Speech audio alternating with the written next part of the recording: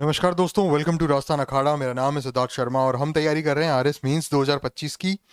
Subject जो हम cover कर रहे हैं अभी हाल फिलहाल पिछले कुछ दिनों में मैं आपको पढ़ा रहा हूँ मैनेजमेंट पेपर 1 के पार्ट सी।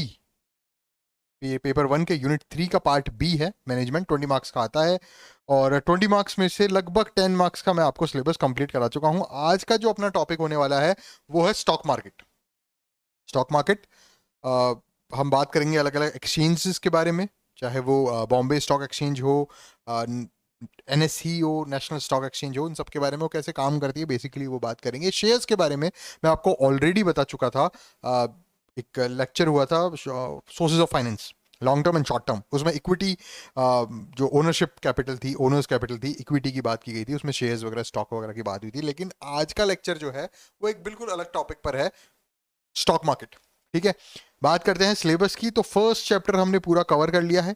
सेकंड चैप्टर जो है वो हमारा यहां तक कंप्लीट मैं आपको करा चुका हूं। आज का जो हमारा टॉपिक है स्टॉक मार्केट, ये जो टॉपिक है ये मैं आपको आज कवर कराऊंगा। और इस लेक्चर को देखने के बाद इस पर्टिकुलर टॉपिक में से कोई भी क्वेश्चन अगर बन रहा है तो आप उसको अच्छे से लिखने लायक होंगे। मैं आपको स्टॉक मार्केट से संबंधित सारी जानकारी बहुत आसान भाषा में समझाने की कोशिश करूंगा ताकि आप अपनी लैंग्वेज में भी उसको फ्रेम करके लिख सके आंसर को, चाहे वो 2 नंबर का क्वेश्चन है चाहे वो 5 नंबर का क्वेश्चन है। ये है लेक्चर नंबर 10। अब तक 9 लेक्चर मैं कंप्लीट करा चुका हूं और ये सारे टॉपिक्स इससे पहले नॉन बैंकिंग फाइनेंशियल इंस्टीट्यूशंस तक 9 लेक्चर्स में वो कंप्लीट हो चुके हैं। आज के 10th लेक्चर में स्टॉक मार्केट की बात करेंगे और एनसीईआरटी, इग्नू, एनआईओएस का जो मटेरियल है उससे मैं आपको पढ़ाने की कोशिश करूंगा। वो पूरा सोर्स रहेगा हमारा, ऑथेंटिक सोर्स रहेगा, ताकि आरपीएससी भी वहीं से क्वेश्चन बनाएगी और मैं भी आपको वहीं से पढ़ा रहा हूं। तो मैक्सिमम मार्क्स स्कोर करने का जो प्रोबेबिलिटी है वो वहां पर बढ़ जाती है। नेक्स्ट आगे आने वाले लेक्चर्स में मैं आपको बताऊंगा मल्टीनेशनल कंपनीज के बारे में। लेक्चर नंबर 11 होगा मल्टीनेशनल कंपनीज के बारे में और लेक्चर नंबर 12 में हम बात करेंगे FDI and FII, foreign direct investment and foreign institutional investment के बारे में, और उसके बाद सेकंड चैप्टर भी कंप्लीट हो जाएगा। तो आज हम पूरी तरीके से फोकस करते हैं लेक्चर नंबर 10 में स्टॉक मार्केट के ऊपर। ठीक है, शेयर्स के बारे में मैं आपको ऑलरेडी बता चुका था, लेकिन अभी बात करते हैं स्टॉक मार्केट के बारे में। फ्री मार्केट इकोनॉमी, एक ऐसी इकोनॉमी, एक ऐसा मार्केट जो फ्रीली ऑपरेट करता है, demand and supply, profit and loss पर अपने आप वो काम करता है। उसका एक क्रूशियल कंपोनेंट है स्टॉक मार्केट। ठीक है, ये स्टॉक मार्केट क्या है? एक ऐसी जगह जहां पर बायर्स हैं, खरीदने वाले हैं, सेलर्स हैं, बेचने वाले हैं। ये दोनों बायर्स एंड सेलर्स, ये दोनों एक ही जगह पर आते हैं और क्या करते हैं? ट्रेड करते हैं। किस चीज का ट्रेड करते हैं? शेयर्स का। शेयर्स क्या है मैं आपको ऑलरेडी बता चुका हूं सोर्सेज ऑफ फाइनेंस में। मैं आपको हर बार हर लेक्चर में कहता आ रहा हूं कि पूरा जो है ये चेन की तरह कनेक्टेड है, पूरा सिलेबस। तो ये सिलेबस मैंने आपको यहाँ दिखाया, ये आरपीएससी ने इस तरह से डिजाइन किया है कि पहले आप ये पढ़ोगे, उसके बाद ही ये आगे वाली चीजें समझ में आएंगी। सब एक दूसरे से इंटरकनेक्टेड रहेंगे टॉपिक्स।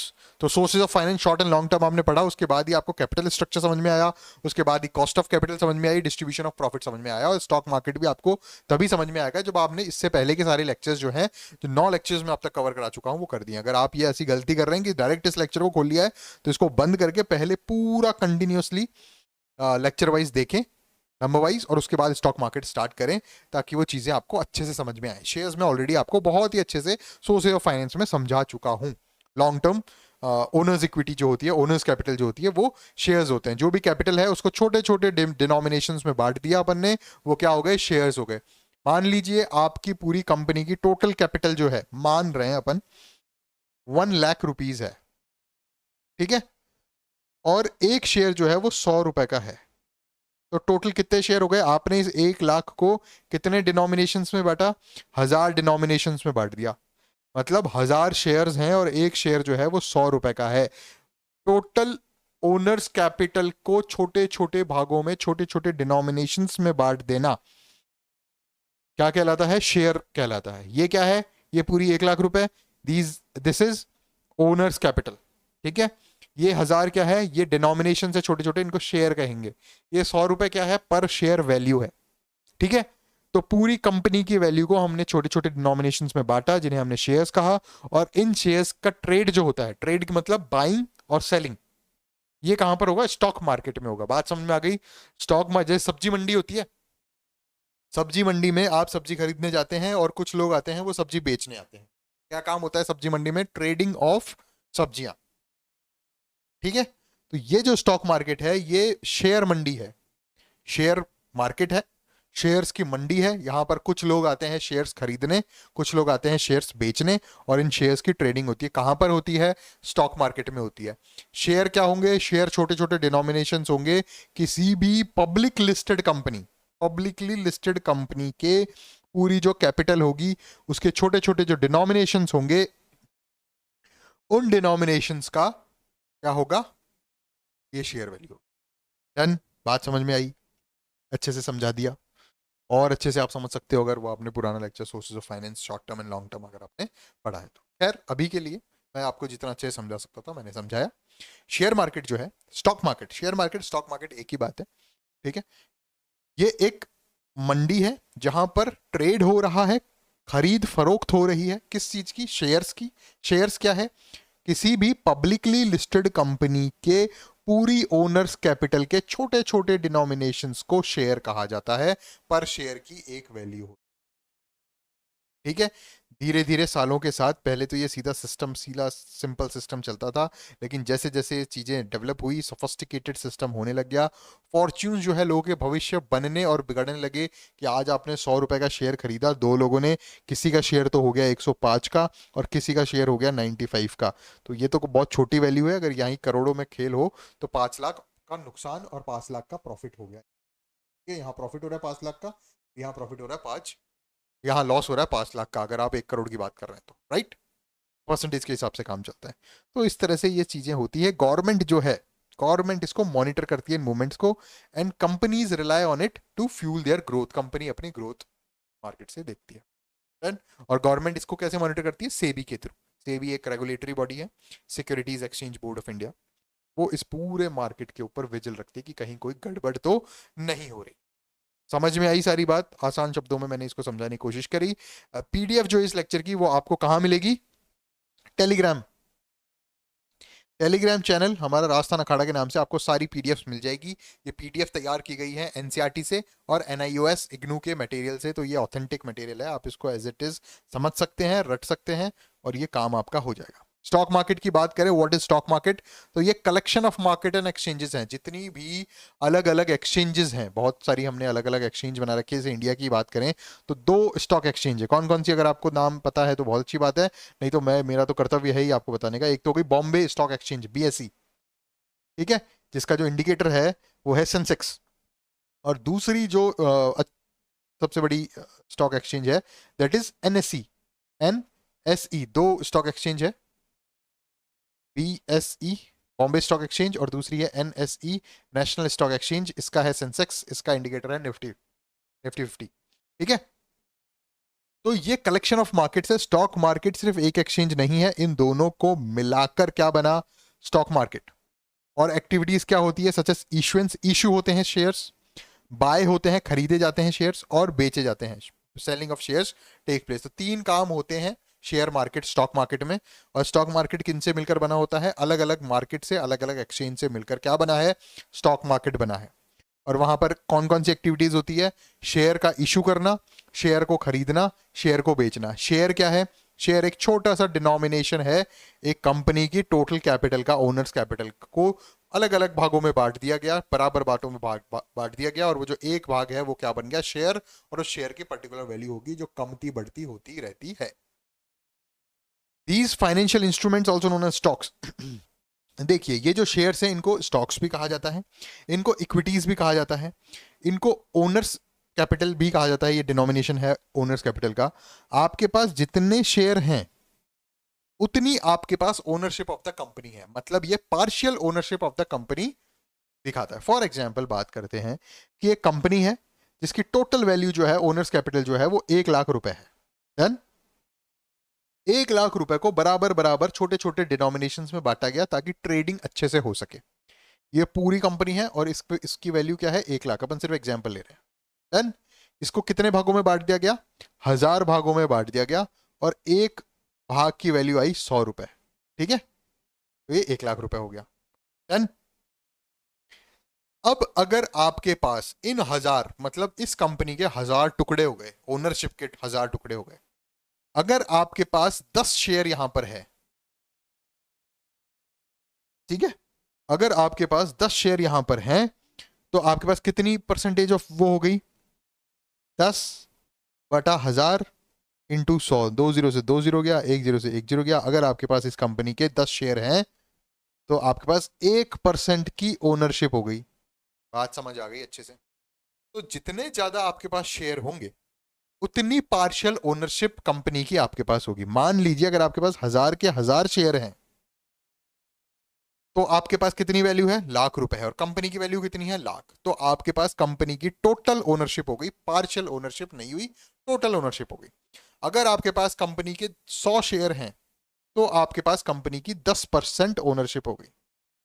ठीक है, जितनी परसेंट ओनरशिप, उतना आपका वोटिंग राइट, उतना आपका मैनेजमेंट में जो दखल है वो बढ़ जाएगा। डेमोक्रेटिक कंट्रोल, आपका वोटिंग राइट्स मिल जाएंगे आपको, डेमोक्रेटिक कंट्रोल आपका कंपनी के मैनेजमेंट में हो जाएगा। बात समझ आ गई? तो स्टॉक मार्केट में सिर्फ ना सिर्फ प्रॉफिट और लॉस होता है, ना सिर्फ लोगों के फॉर्च्यून्स बनते और बिगड़ते हैं, बल्कि कंपनी की ओनरशिप भी आपको आपको मिलती है। जितने परसेंटेज शेयर आपके पास हैं, उतनी कंपनी की ओनरशिप आपके पास होगी, उतने वोटिंग राइट्स आपके पास होंगे। हालांकि ये जो एग्जांपल मैंने आपको बताया, ये बहुत छोटा सा एग्जांपल है, ये मैंने आपको सिर्फ समझाने के लिए बताया। ये जो कैपिटल मैं आपको लाख में बता रहा हूँ, ये करोड़ों अरबों में होती है, डॉलर्स में भी हो सकती है। ये जो नंबर ऑफ शेयर्स मैंने सिर्फ 1000 बताए हैं, ये और बहुत ज्यादा नंबर ऑफ शेयर्स हो सकते हैं। नंबर ऑफ पर शेयर वैल्यू जो होती है वो भी वेरी कर सकती है। 1 रुपए 2 रुपए से लेकर हजारों रुपए तक के शेयर की पर वैल्यू हो सकती है। लेकिन यहां पर मैंने आपको अच्छे से एक एग्जाम्पल के तौर पर समझाने की कोशिश की। मैं आपको एक बार और समझा देता हूं। अगर किसी कंपनी की टोटल ओनर्स कैपिटल जो है वो ₹1,00,000 है, तो इस ₹1,00,000 को छोटे छोटे शेयर्स में बांटा जाएगा, छोटे छोटे डिनोमिनेशंस में बांटा जाएगा। इस वैल्यू के टुकड़े किए जाएंगे, 1000 टुकड़े होंगे, मतलब इस कंपनी के 1000 शेयर हो गए। हर शेयर की वैल्यू ₹100 होगी।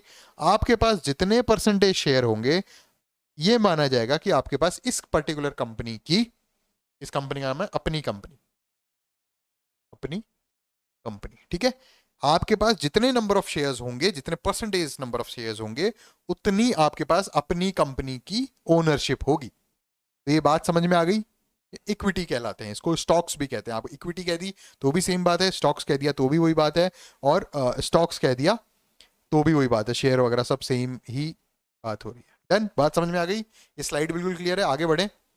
When you buy stock, you own a small piece of that company, ये ऑलरेडी मैं आपको यहाँ पर बता चुका हूँ। And have a claim on its assets and earnings. अगर आप कोई स्टॉक बाय करते हैं, कोई शेयर बाय करते हैं, चाहे कितना ही स्मॉल पीस हो, अगर आप 1% नंबर ऑफ शेयर्स आपके पास हैं, तो आपके पास 1% ओनरशिप ऑफ दैट कंपनी है। मतलब उस कंपनी के 1% शेयर के एसेट्स के मालिक आप हैं। उस कंपनी की 1% जो अर्निंग्स होगी, टोटल अर्निंग, उसके 1% अर्निंग के मालिक भी आप हैं।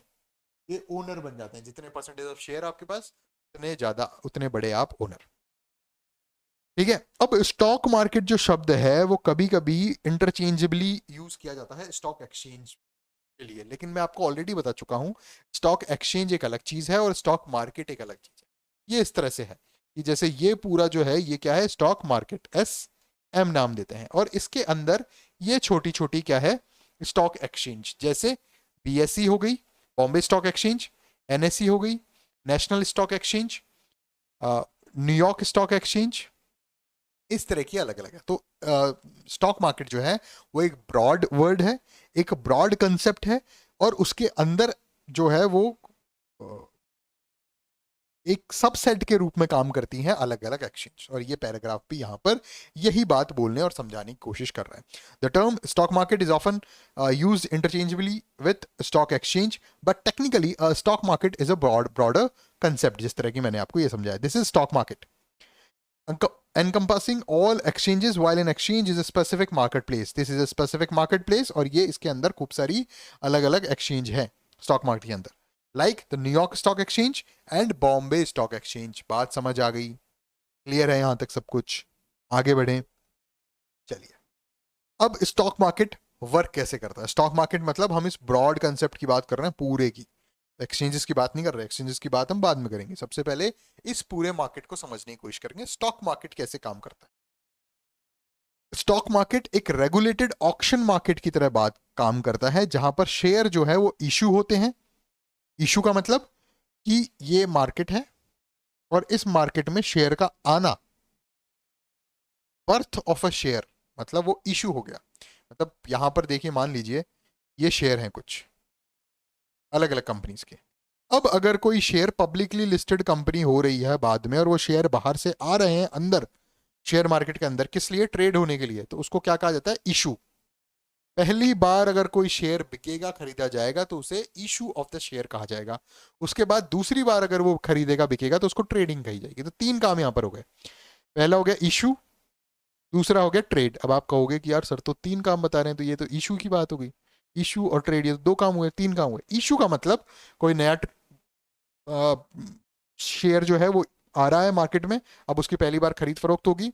और ट्रेड का मतलब या तो उसको बाय किया जाएगा या उसको सेल किया जाएगा। तो एक मार्केट, स्टॉक मार्केट में तीन काम होते हैं: issuing of the share, buying of the share खरीदना, सेलिंग ऑफ द शेयर बेचना। ठीक है, सबसे पहले बात करते हैं आईपीओ। आईपीओ क्या होता है? Initial public offering. Initial public offering का मतलब है, इनिशियल मतलब प्रारंभिक तौर पर, कि यहां शेयर खरीदे बेचे जा रहे हैं, ठीक है, लेकिन ये शेयर पहली बार कब बिका या बिकने के लिए यहां पर आया, वो उसे कहा जाएगा आईपीओ। पहली बार, फर्स्ट टाइम, इनिशियली। जब एक कंपनी इस मार्केट में कूदने की कोशिश करती है, पब्लिकली लिस्ट होती है, तो रेज, कैपिटल रेज करने की कोशिश करती है, तो उसे कहते हैं आईपीओ। किसी भी कंपनी का आईपीओ निकलना, वो उस मार्केट में आ गई। अब वो शेयर्स मार्केट में आ चुके हैं और अब उनकी ट्रेडिंग होगी, लेकिन पहली बार जब उनका ट्रेड किया जाएगा तो वो आईपीओ के तहत होगा। टेक्स्ट पढ़ लेते हैं। टेक्स्ट क्या समझाने की कोशिश कर रहा है? When a company wants to raise capital, कोई भी कंपनी है XYZ जो पब्लिकली लिस्टेड कंपनी है, वो पैसे बढ़ाना चाहती है, रेज करना चाहती है कैपिटल। किसके लिए? भाई उसको एसेट खरीदने हो, कोई भी काम करना हो कंपनी को, तो उसको कैपिटल चाहिए होगी। कैपिटल चाहने के लिए वो कैपिटल रेज करेगी। फाइनेंस चाहिए ना, सोर्स ऑफ फाइनेंस में पढ़ा था, ठीक है। तो जब वो कंपनी रेज करेगी तो वो क्या करती है? It may issue shares to the public. ये इशू होने वाली बात हो गई, पहला वाला बात, पहली वाला point. It may issue shares to the public through an IPO. This is the first time the company shares are sold to investors and marks the company's transition from private to public ownership. अभी तक company क्या थी? Private थी, एक ही बंदे की थी या दो बंदे की थी या तीन बंदे की थी। अब कंपनी क्या हो गई? पब्लिक हो गई, मतलब लोगों की कंपनी हो गई। लोग कौन? जिनके पास शेयर, उनकी कंपनी। जितने शेयर उतनी कंपनी। कि आपके पास 10% शेयर है तो आप 10% मालिक हो गए उस पर्टिकुलर कंपनी के। वो शेयर पहली बार जब ट्रेड होगा, इन्वेस्टर्स के सामने आएगा, जब कोई कंपनी प्राइवेट से पब्लिक बनेगी और अपने सारे शेयर्स को पब्लिक के सामने पेश करेगी, हाजिर करेगी कि लो भाई खरीद लो पहली बार, तो उसे क्या कहते हैं? Initial public offering. इनिशियल मतलब प्रारंभिक, पहली बार, पब्लिक मतलब लोगों के सामने ऑफर किया जा रहा है कि आओ हमारे शेयर खरीदो, ठीक है। उसके बाद वो व्यक्ति आगे से आगे सेल, बाय सेल करता रहेगा, तो वो ट्रेडिंग ऑफ दैट कंपनी हो गई, ठीक है। फिर आता है primary market. This is the part of the capital market where new securities are created and sold for the first time. The proceeds from the sale to go directly to the issuing company. ये capital market का एक part है, stock market का part नहीं है, capital market का part है। इसमें जो नई सिक्योरिटीज होती है वो क्रिएट की जाती है, सोल्ड की जाती है। नई सिक्योरिटीज है तो पहली बार की जाएगी। The proceeds from the sale go directly to the issuing company. Then आगे चलें। अब आता है secondary market. Once the shares are sold in the primary market, एक बार जब शेयर्स इशू हो गए, आईपीओ निकल गया, कंपनी पब्लिकली लिस्ट हो गई, अब कंपनी प्राइवेट नहीं रही, फिर उसके बाद वो प्राइमरी मार्केट में एक बार उनकी सेलिंग हो गई शेयर्स की, दे begin trading in the secondary market. वो अब सेकेंडरी मार्केट में ट्रेड करना शुरू हो जाएगा। मतलब इशूइंग ऑफ द शेयर्स होते हैं, आईपीओ हो गया, ठीक है। इशूइंग ऑफ द शेयर्स हो गए आईपीओ के तहत। उसके बाद पहली बार जो खरीदना बेचना हुआ वो प्राइमरी मार्केट में हो गया, और फिर बाद में आगे वही एक शेयर यहाँ से यहाँ, यहाँ से यहाँ, अलग अलग मालिकों के पास होता हुआ बाय एंड सेल हो रहा है, ट्रेडिंग हो रही है, तो वो कहाँ पर होगी? सेकेंडरी मार्केट में होगी। This is where investors buy and sell shares among themselves. वो आपस में ही शेयर्स जो है वो इधर उधर करते रहते हैं। ओनरशिप ऑफ द कंपनी जो है वो इधर उधर होती रहती है, कभी कम परसेंटेज पे, कभी ज्यादा परसेंट, ठीक है। The company does not receive any money from these transaction. In transaction से कंपनी कोई मनी रिसीव नहीं करती है। इनिशियल पब्लिक ऑफरिंग में कंपनी ने जो मनी रिसीव कर ली वो कर ली, वो कंपनी के पास चली गई। अब जो मनी रिसीव होगी वो बाइंग और सेलिंग यहां पर होगी। इसको हम इस तरह से समझते हैं। जो लास्ट लाइन है इसको मैं अच्छे से समझाने की कोशिश करता हूं। कंपनी ने 100 रुपए का शेयर यहां पे, यहां 4 लोग हैं, ए बी सी डी, ठीक है। कंपनी ने यहां पर शेयर, एक शेयर आया और इसका आईपीओ हुआ, इनिशियल पब्लिक ऑफरिंग हुई। कंपनी ने कहा कि अब हमारी कंपनी प्राइवेट नहीं है, अब हमारी कंपनी पब्लिक है और पब्लिक के सामने हम इस शेयर को ऑफर कर रहे हैं। इनिशियल पब्लिक ऑफरिंग हो रही है, प्राइमरी मार्केट में इसको बेचा जा रहा है। ये 100 रुपए का शेयर है, इस एक शेयर को आप खरीदो, ठीक है। ये आईपीओ हो गया। प्राइमरी मार्केट में इस शेयर को खरीदा गया ए के द्वारा। ए ने 100 रुपए यहां से दिए और वो 100 रुपए कहां चले गए? कंपनी के पास, ठीक है। अब उस ए ने ये स्टॉक बेच दिया बी को, बी ने यहां पर दिए 101 रुपए। तो ये जो 101 रुपए है ये कंपनी के पास नहीं जाएंगे, ये ए के पास जाएंगे। यहां से बी ने इस स्टॉक को बेचा सी को, सी ने दे दिए 102 रुपए। ये 102 रुपए किसके पास जाएंगे? बी के पास जाएंगे। ए का भी कोई मतलब नहीं और कंपनी का भी कोई मतलब नहीं। सी ने वो स्टॉक बेच दिया डी को 99 रुपए में, तो डी ने यहाँ 99 रुपए दिए सी को। कंपनी के पास भी कुछ नहीं जाएगा, बी के पास कुछ नहीं जाएगा, ए के पास कुछ नहीं जाएगा। इस पूरे खेल में ए को प्रॉफिट हुआ 1 रुपए का, क्योंकि इसने 100 रुपए की चीज खरीदी, 101 में बेच दी।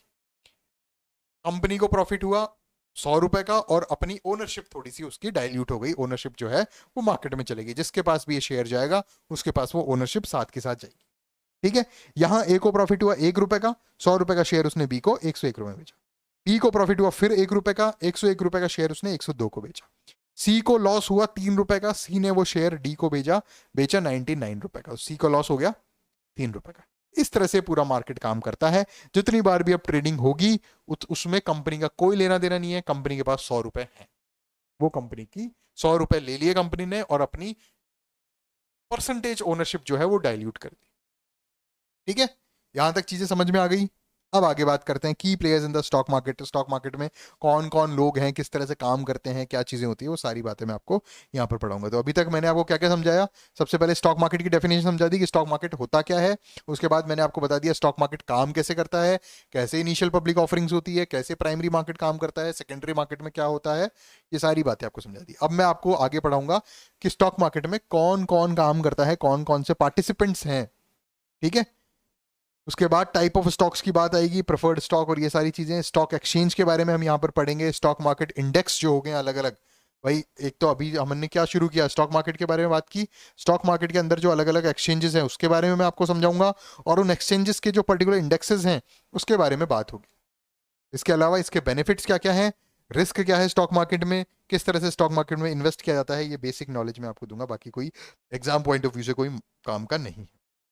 ये सारी चीजें आगे आने वाले लेक्चर में मैं आपको पढ़ा रहा हूँ। एक कहीं जो इंपॉर्टेंट चीजें होंगी उनको अपन डेप्थ में पढ़ेंगे, जो इंपॉर्टेंट चीज नहीं होगी उसको अपन ऊपर ऊपर से पढ़ते हो जाएंगे। डन?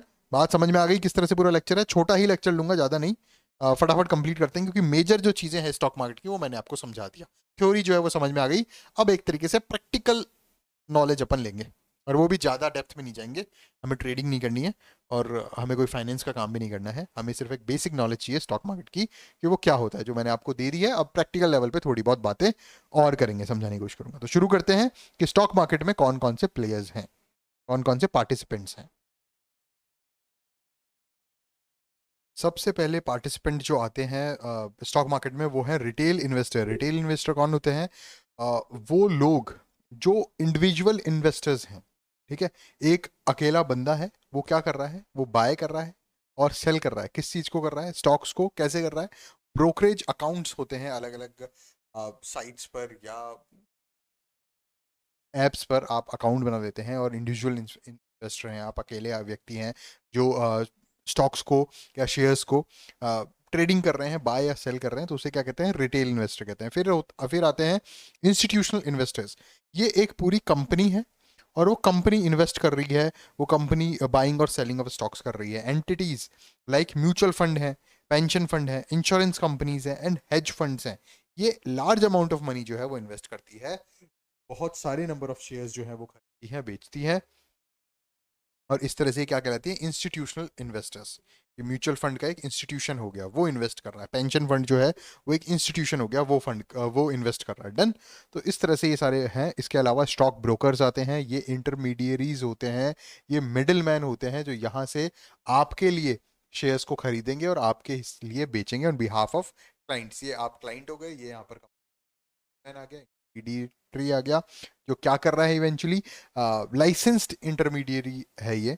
और ये क्या कर रहा है, एग्जीक्यूट कर रहा है बाय और selling of stocks on behalf of their clients. उसके बाद मार्केट मेकर्स हैं, रेगुलेटर्स की बात मैं ऑलरेडी कर चुका हूँ। जैसे यूएस की बात की जाए तो यूएस में एसईसी है, सिक्योरिटीज एंड एक्सचेंज कमीशन, जो यूएस में होने वाली ट्रेडिंग को मॉनिटर करता है। कोई कुछ ब्लफ तो नहीं हो रहा, कुछ उसमें स्कैम तो नहीं हो रहा, वो सारी चीज़ें देखता है। फिर यहाँ पर इंडिया की बात की जाए तो इंडिया के कॉन्टेक्स्ट में सेबी है, securities and exchange board of India. ये क्या करते हैं, इंश्योर करते हैं fair and transparent practices of buying and selling off shares. ठीक है। उसके बाद बात करते हैं कौन कौन से टाइप्स ऑफ स्टॉक्स हैं। तो पहला आता है common stock, holders have voting rights in company decisions and may receive dividends. जो नॉर्मल टाइप के स्टॉक्स हैं जिन्हें हम कहते हैं common stocks, normal common shares, वो इस कैटेगरी में आते हैं, जिसमें आप जैसे ही शेयर खरीदेंगे आप उतने परसेंट के ओनर हो जाएंगे। जितने परसेंट शेयर आपने खरीदे हैं आपके पास वोटिंग राइट्स आ जाएंगे कंपनी डिसीजन में, और आप डिविडेंड भी ले सकते हैं। कंपलसरी नहीं है डिविडेंड लेना, वो मिलता है। ठीक है। फिर आता है प्रेफर्ड स्टॉक। स्टॉक में क्या होता है, मैं आपको ऑलरेडी बता चुका हूँ सोर्सेज ऑफ फाइनेंस वाले चैप्टर में, कि आपको वोटिंग राइट्स नहीं मिलेंगे लेकिन आपको डिविडेंड्स 100% मिलेगा बिफोर कॉमन शेयर होल्डर्स। जो नॉर्मल इक्विटी शेयर्स है उससे पहले आपको प्रेफर्ड शेयर मिलेगा। तो कॉमन स्टॉक को हम इक्विटी शेयर भी कह सकते हैं। आपको वोटिंग राइट्स मिलेंगे लेकिन डिविडेंड मिल भी सकता है और नहीं भी मिलेगा। लेकिन जो प्रेफर्ड स्टॉक होगा उसमें यह कंफर्म है कि आपको वोटिंग राइट नहीं मिलेगा लेकिन आपको डिविडेंड मिलेगा ही मिलेगा, और फिक्स रेट में मिलेगा, और वो इक्विटी शेयर होल्डर से पहले मिलेगा। ठीक है।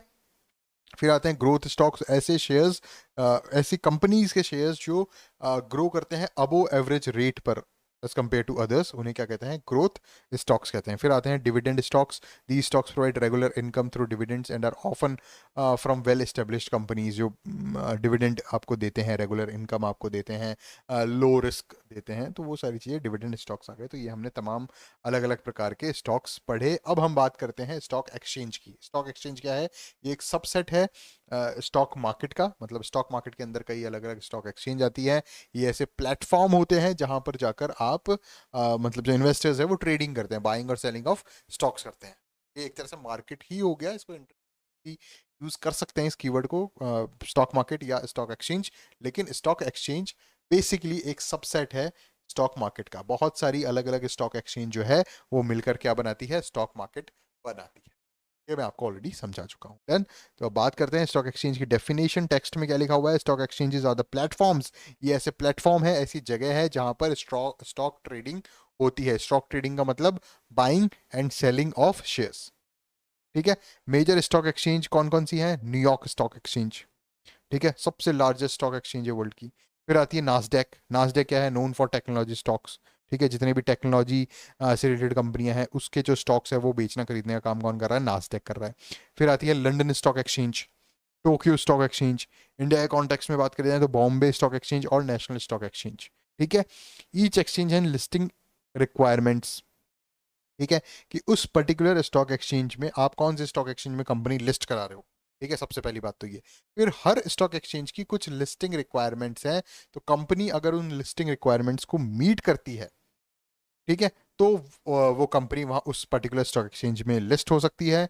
अपने शेयर्स जो है वो उस एक्सचेंज में ट्रेडिंग के लिए ला सकती है, और बाइंग और सेलिंग ऑफ ट्रेड शेयर्स जो है वो वहाँ पर हो सकती है। कंपनीज पहले आईपीओ इशू करेगी, पब्लिक ऑफरिंग करेगी, इनिशियल पब्लिक ऑफरिंग करेगी, लिस्टिंग रिक्वायरमेंट्स को मेट करेगी, उसके बाद ही वो पर्टिकुलर स्टॉक एक्सचेंज में ट्रेडिंग कर सकते हैं अपने शेयर्स की।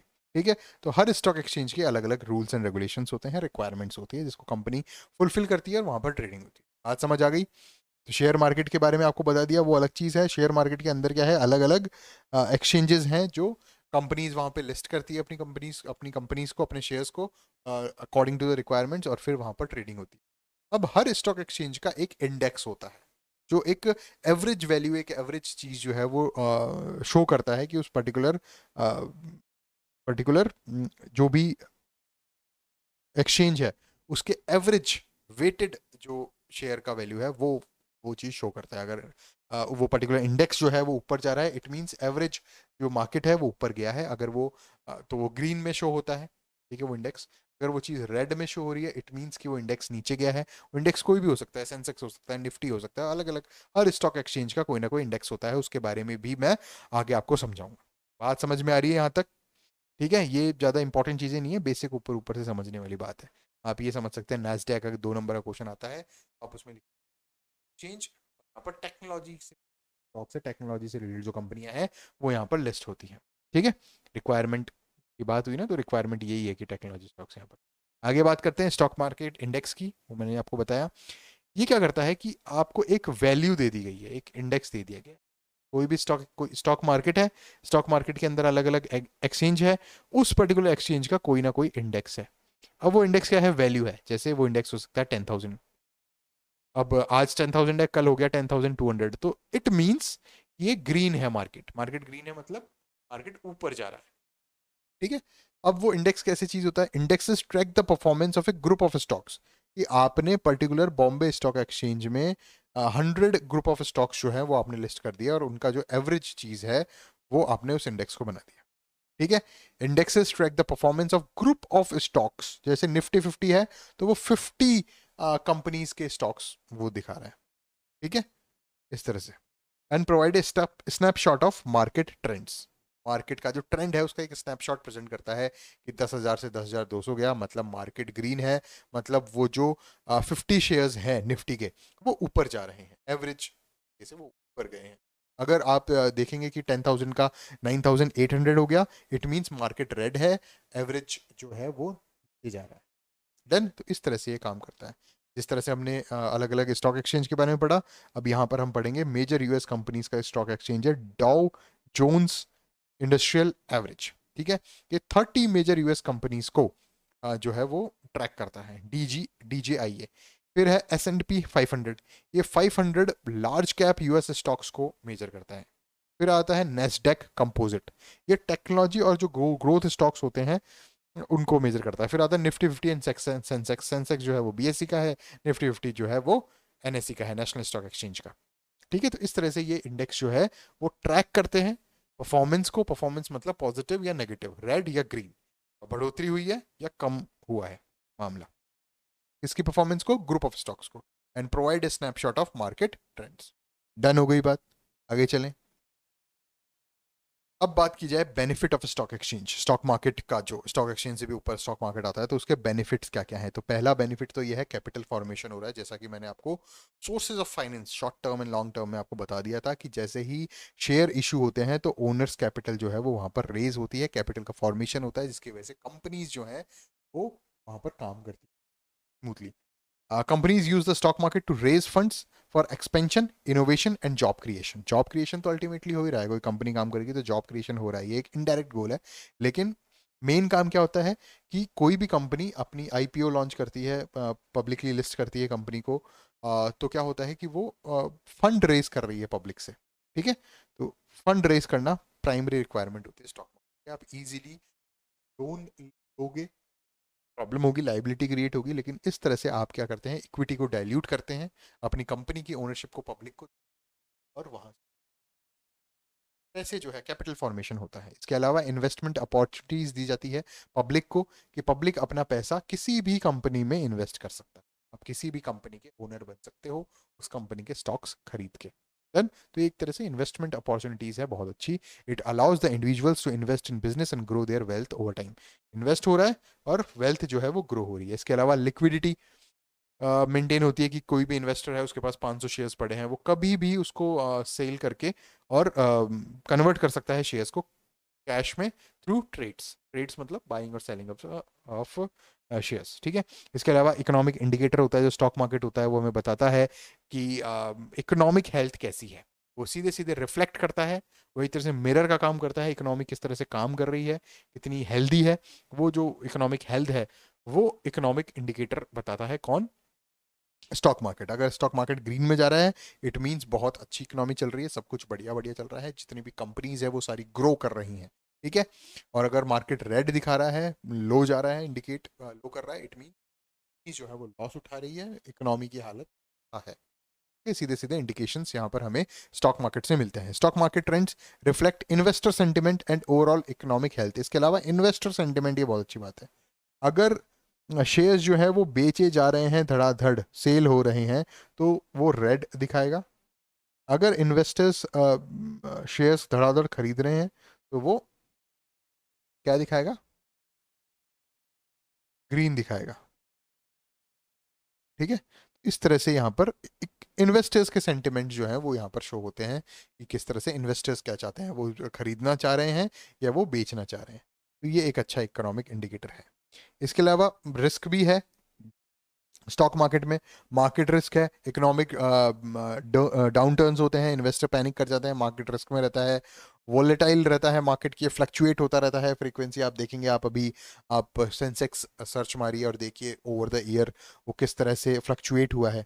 जैसे कि मैंने आपको स्टार्टिंग में ये देखिए, ये ग्राफ है, या वो ग्राफ दिख रहा है, तो ये फ्लक्चुएट हो रहा है, कभी नीचे जा रहा है, फिर ऊपर जा रहा है, फिर और ऊपर जा रहा है, फिर नीचे आ रहा है, फिर ऊपर, फिर और ऊपर, फिर नीचे, फिर ऊपर और ऊपर, फिर नीचे। तो इस तरह से ये फ्लक्चुएट होता रहता है।